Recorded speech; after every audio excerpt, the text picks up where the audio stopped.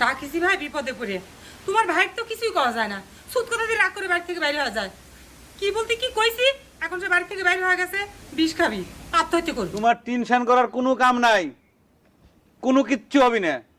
এর আগে মেলাবার সে বিষ খাওয়ার কথা কয়া, ফাঁসি নেওয়ার কথা কয়া ঘরের থেকে বাইরে হয়ে গেছে, আবার নিরাপদে ঘরে ফিরে আইছে। এগুলো হচ্ছে ফাঁকা ফায়ার, তোমাকে ভয় দেখানোর জন্য সে সব কথা কয়, বুঝছো?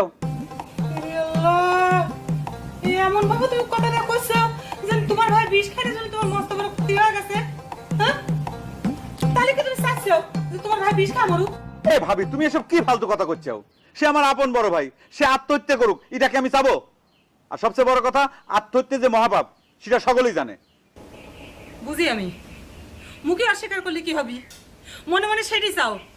তোমার মায়ের পেটের ভাই হলি কি, তার প্রতি তো তোমার এক ফোঁটা ব্যথা বেদনা মায়া মমতা কিচ্ছু নাই। সে আত্মহত্যা করুক, সেটা তুমি